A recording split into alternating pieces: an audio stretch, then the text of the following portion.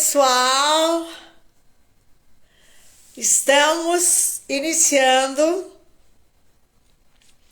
a nossa live de hoje com um assunto muito importante, que é comportamentos. O tema dessa noite é justamente esclarecer para você a neurociência cognitiva comportamental.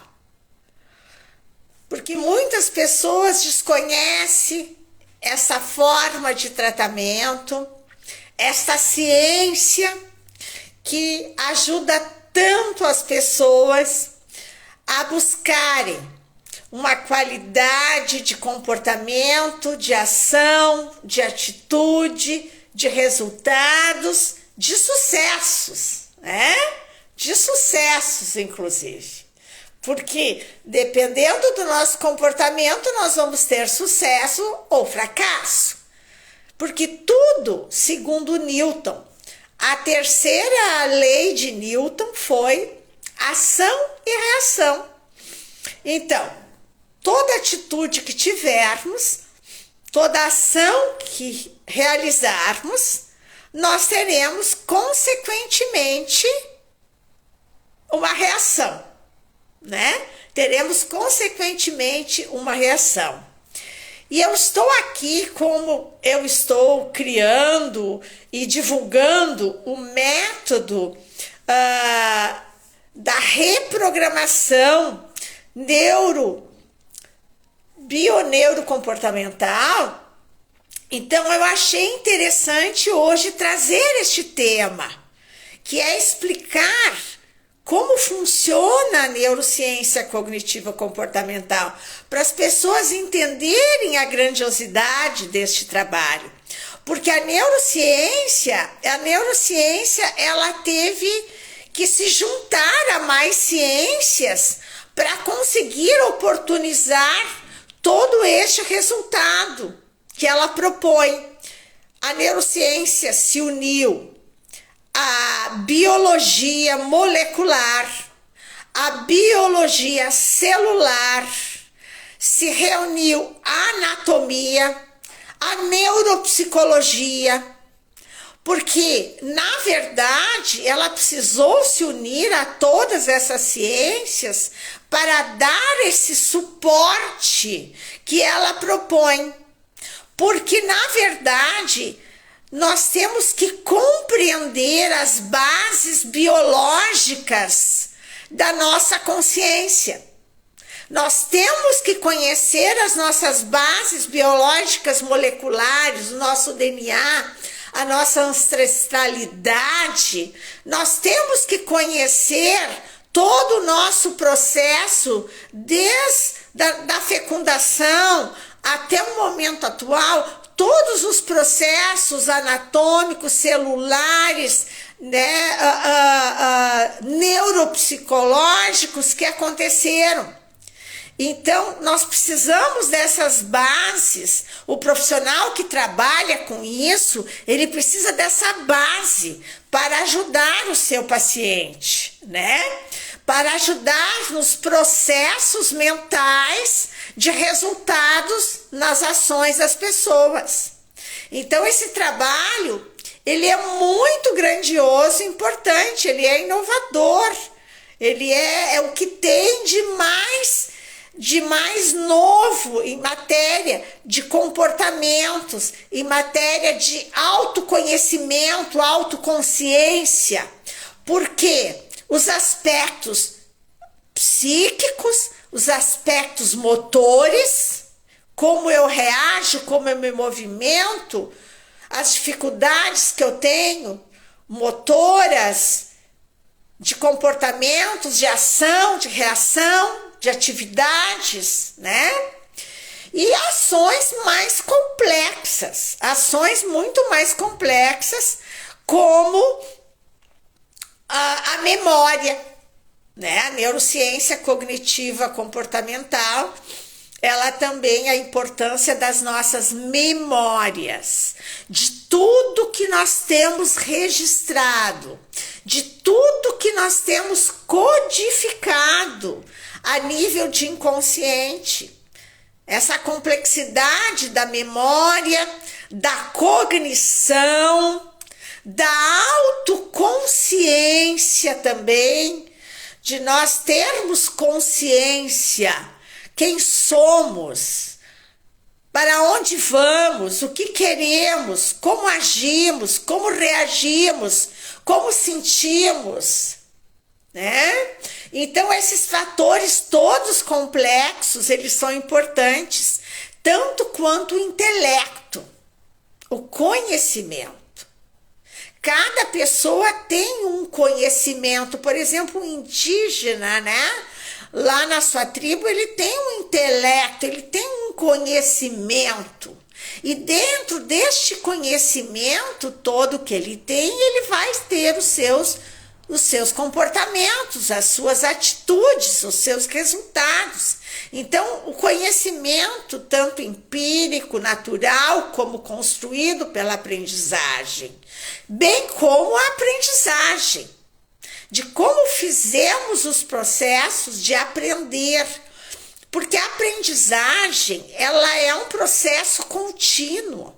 Nós estamos sempre aprendendo. Nós estamos sempre aprendendo, porque as nossas emoções, os pensamentos, sentimentos, acontecimentos, eles sempre serão novos. E mesmo que nós vamos repetir um acontecimento, naquele momento a minha neuroplasticidade está diferente. Emocionalmente eu estou me sentindo diferente. Então essa aprendizagem, ela é contínua, né? E as áreas do sistema nervoso. As áreas do sistema nervoso são importantíssimos em nosso comportamento, porque ela nos dá a consciência e o inconsciente, né? Ela nos dá o comportamento consciente e o comportamento inconsciente, que nós vamos falar mais tarde sobre isso. São processos, né? São processos que envolvem ação, emoção, sentimentos e pensamentos, certo? Então, gente, agora nós vamos para um fator muitíssimo importante, que é a forma como nós reagimos, a forma como estamos reagindo às situações, porque a fisiologia do comportamento, ela nos mostra que nós trouxemos um padrão comportamental. Por exemplo, pessoas que têm um padrão comportamental, que quando as coisas não dão certo, desistem com facilidade, tá? Não prosseguem. Então, esse é um padrão comportamental que a pessoa traz por uma série de acontecimentos. Pode ser cultural, pode ser crenças que a pessoa tenha, crenças limitantes, né? Então, o padrão de comportamento das pessoas, ele é muito importante. E para nós, a neurociência cognitiva comportamental, ela nos leva a todo esse autoconhecimento. Um dos pilares mais importantes é o autoconhecimento da minha base biológica de consciência, né? Dos processos mentais e resultados que eu estou tendo, das minhas complexidades de memórias, aprendizagem, intelecto, cognição, e como isso dá um resultado, as crenças que eu tenho, as crenças que me limitam. Então, todo este autoconhecimento dessa fisiologia do comportamento, ela precisa ser entendida, analisada, observada, né? Desde aqueles registros de memória, como eu já tinha falado anteriormente, que são situações assim que podem ter deixado algum trauma, algum bloqueio, alguma questão. Tudo isso nós temos que analisar no momento em que vamos trabalhar com a neurociência cognitiva comportamental, né? Nós temos que ter, porque nós temos reações naturais. Nós temos reações naturais. Por exemplo, tá? Nós não conseguimos pensar a cada passo que estamos dando caminhando na rua.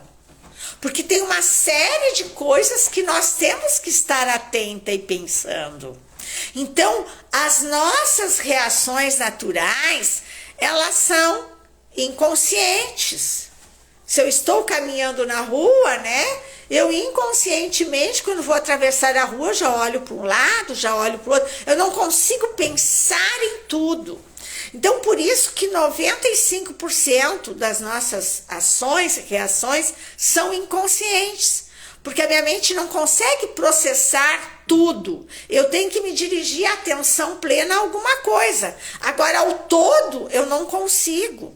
É muito amplo, né? Então, essa reação natural que temos, ela nos leva a que o nosso inconsciente é que joga os nossos comportamentos. Então, por isso essa importância de nós hackearmos aonde está o dodói, que nós temos que retificar tudo isso que eu salientei até agora, para chegarmos a um denominador comum, né? E quando precisarmos, nós não podemos deixar essa reação natural, nós temos que usar filtro. Nós não podemos ficar sem filtro, deixando as coisas acontecer. Nós temos que usar o filtro. Quando já um gatilho comportamental que desencadeia um vício, que desencadeia um comportamento nocivo para mim, eu tenho que estar filtrando aquilo ali. Eu tenho que ter, então, a nível de consciente, ter essa autoconsciência que neste momento, vamos supor, eu vou só dar um exemplo, né? A pessoa que dirige, que gosta muito de dirigir nas autoestradas e tem uma predisposição a usar velocidade exagerada. Então, eu tenho que usar o filtro. Pô, já passei lá do limite. Eu tenho que retornar. Então, eu tenho que fazer este filtro. Eu tenho que estar atento para estar vigilantes aonde eu tenho dificuldades. Aonde está a questão que eu preciso retificar no meu cognitivo comportamental. Então, o autoconhecimento, ele é importantíssimo. Conheça-te a ti mesmo, né? Nos conhecer. Mas esse trabalho, ele é muito profundo. Da neurociência cognitiva comportamental, você precisa do profissional, né, para estar ali lhe ajudando. É um processo muito complexo que exige o apoio, que exige o apoio terapêutico, né? E este curso que eu criei, esse método, né, de reprogramação bioneurocomportamental, vai ser um processo muito intenso, né? Onde nós vamos avaliar todas essas questões, passo por passo, e vamos deixar, né? Que eu expliquei para vocês. A primeira parte do método é o bio, que é aquela parte que eu falei. A biologia da nossa consciência, o nosso DNA, nossa ancestralidade e as demais ciências né? É a biologia celular, a anatomia, nós vamos usar todas essas ciências para aperfeiçoar e para buscar o apoio à pessoa. E no segundo pilar é a neurociência cognitiva comportamental, onde nós vamos avaliar essas reações naturais características nossas, né? Como está essa complexidade de resultados que estamos tendo. E o que nós temos que retificar que está, de certa forma, né? De certa forma está nos prejudicando, certo? Porque é muito importante nós retificarmos esses comportamentos. Porque é a lei de Newton que eu expliquei para vocês. É tudo ação e reação. Então, se eu tenho um comportamento, isso pode me gerar doença mental, isso pode me levar a transtornos e relacionamentos tóxicos, isso pode me gerar vícios comportamentais, isso pode me gerar até que eu seja desempregado, né? Que eu perca o meu emprego por este comportamento, né? Que eu perca o meu trabalho. Né? Então, são processos que precisam ser corrigidos, que precisam ser retificados.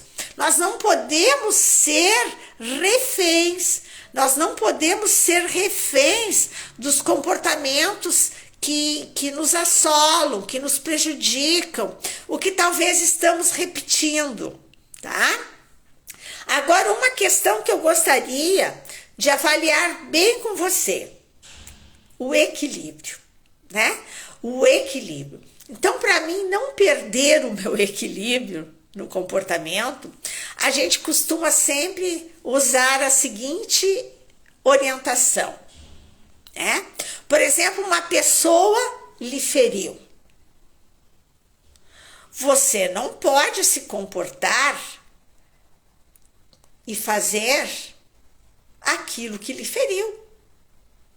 E como você vai soltar isso e conseguir reagir a uma agressão, a um ato até desumano? Como você vai reagir a isso? Como você vai ter uma consciência do que você deve fazer? Observando como você reagiu a este ataque. Não observa o que a pessoa fez, mas observa como você está reagindo a esse problema. Por que você tem que observar como você está reagindo àquela agressão? Porque nós não podemos também ficar armazenando, ficar engolindo sapos, ficar ali somatizando problemas, enfim. Né? Nós não precisamos e não devemos, sabemos separar o que é meu, o que é do outro, reagir com a ignorância da outra pessoa.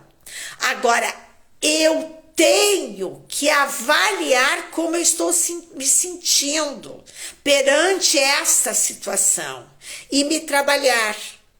O que eu não posso é que aquele comportamento gere um autocomportamento destrutivo em mim. Então, nós temos que ter essa autodefesa. Nós temos que buscar, como a gente costuma dizer, filtrar, né? Se blindar de relacionamentos tóxicos.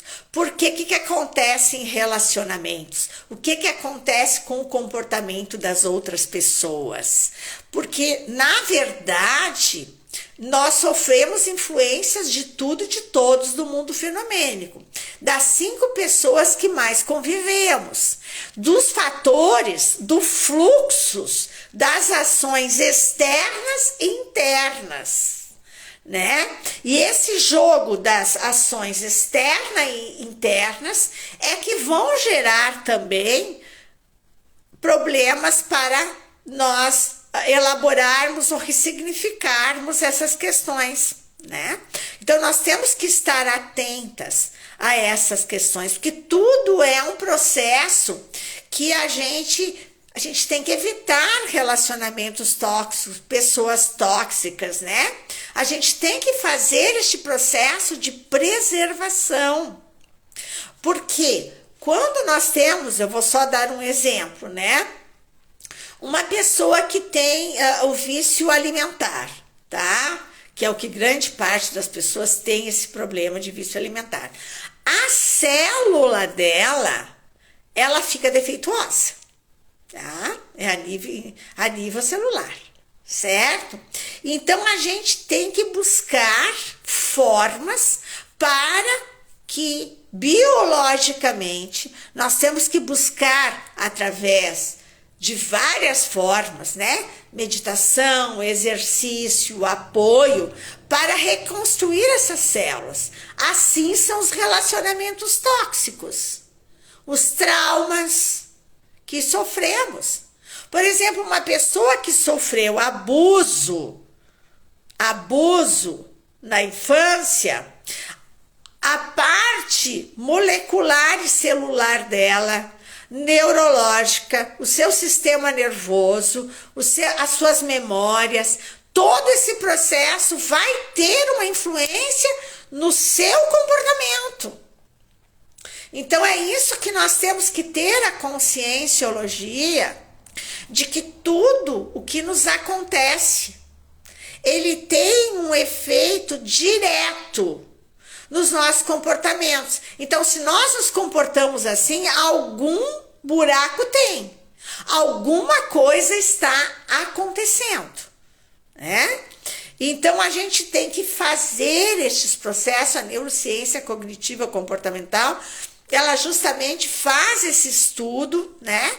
Aonde estão as questões e como vamos trabalhar isso para que a pessoa consiga, né, ter comportamentos que realmente não lhe prejudiquem mais em virtude do seu passado, porque essas coisas são muito fortes. Não adianta a gente só falar, nós temos que interagir profundamente, né, com técnicas, com recursos psicoterapêuticos importantes. Quando, como a gente diz, o buraco é mais embaixo, é mais profundo, é mais grave, é mais traumático, nós temos que buscar apoio, não adianta. Nós precisamos de apoio, né?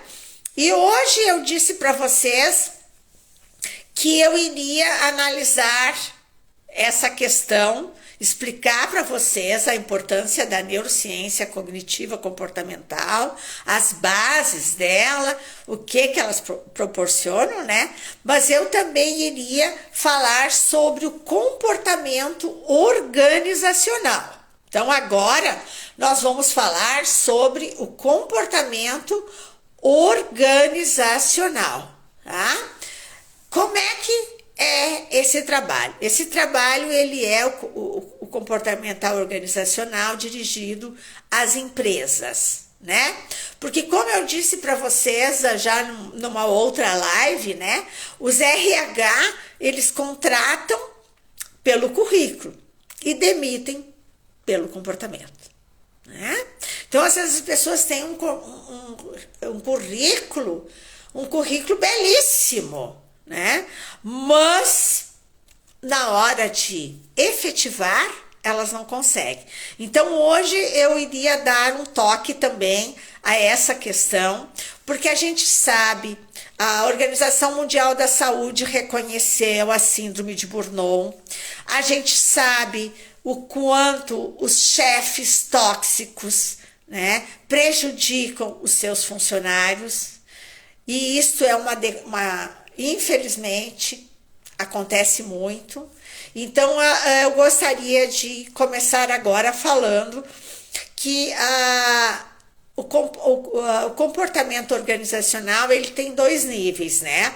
O nível individual e o nível coletivo, né? Então, assim, ó, em resumo, o primeiro passo, tá, é o ambiente. Como eu falei para vocês, o ambiente, ele é super importante. O clima, a energia, como as coisas funcionam, como é esse processo de empatia, de andamento dos trabalhos. Como esse processo acontece? Ele é de forma saudável, ele é tóxico, as pessoas, os requisitos, ética, né? Respeito, comprometimento, né? Todas essas questões, elas são importantes para dar essa base, tanto a nível individual como coletivo, né? Isso tem que ter, é o primeiro embasamento do organizacional. Como funciona a estrutura de qualidade, né? De qualidade de desempenho, de relacionamento, de interação com tudo e com todos, certo? A segunda questão é como as pessoas reagem às adversidades.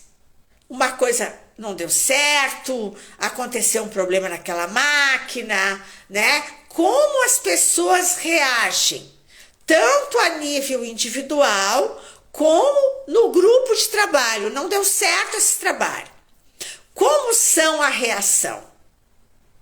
Elas são muito importantes de conseguir buscar de uma forma inteligente a análise. O que aconteceu? Por que aconteceu? Como é que vamos fazer a partir de agora, né? Então, essa análise, essa autoconsciência minha e dos meus colegas, e o empenho de todos para a solução, sem julgar, sem apontar dedos, mas buscar soluções, formas inteligentes de resolver as situações, tá? Esse é o segundo ponto que é abordado para um bom andamento organizacional das empresas, tanto a nível individual como coletivo. Agora nós vamos mais para o coletivo, que é a qualidade dos relacionamentos dos líderes, né?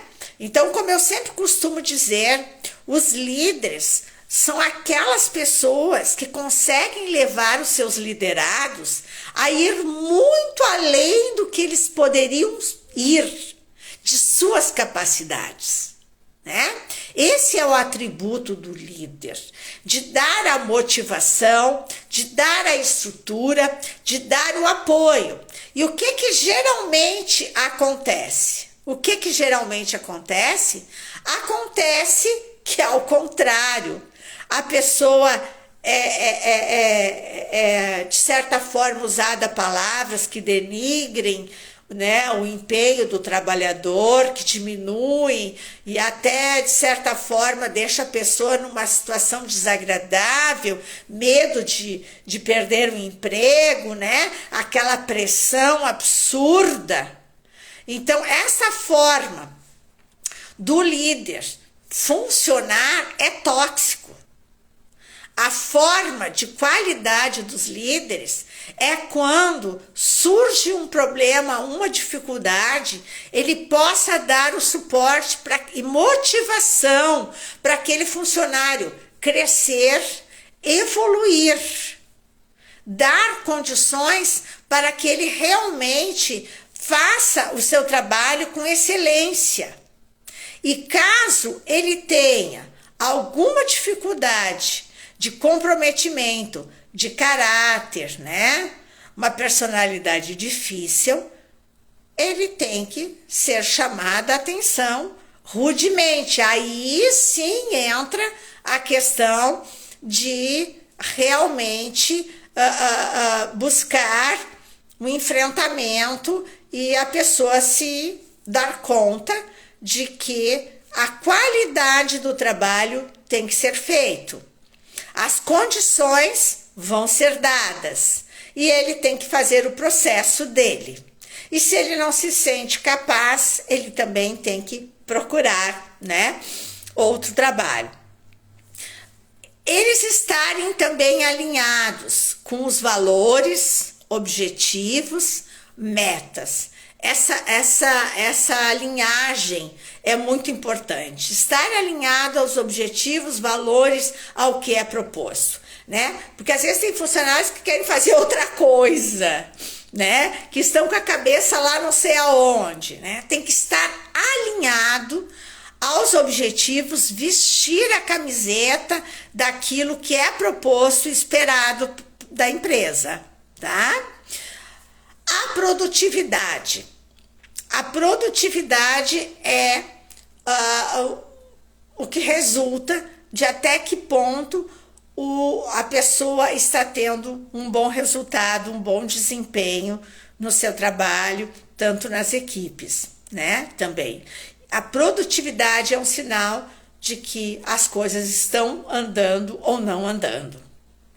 Os talentos. É muito importante abrir espaço para os funcionários crescer, evoluir, né? Cada pessoa é uma pessoa e dar essa oportunidade da pessoa desenvolver os seus talentos, habilidades, aprimorar, crescer, ter uma expectativa de crescimento, elas são fundamentais. Esses comportamentos em relação aos trabalhadores são importantíssimos. As estatísticas são feitas que os funcionários nem dão tanta importância ao salário, mas como eles são tratados, como eles são olhados como pessoa e não como um robô. Né? As pessoas são pessoas e elas têm que ser tratadas dignamente. E esse trabalho digno, o funcionário merece.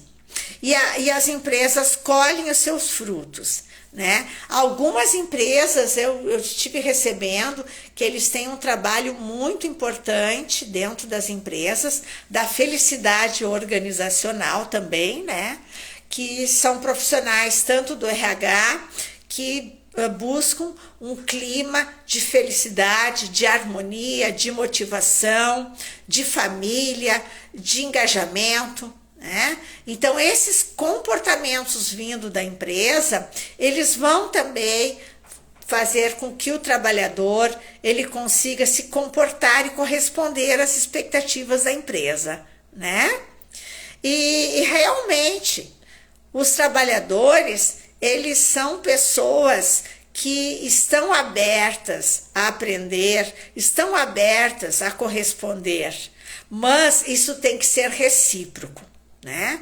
A pessoa tem que ser tratada dignamente pelos comportamentos, reconhecimentos e, enfim, a qualidade do que é proporcionado para o bem-estar deste trabalhador.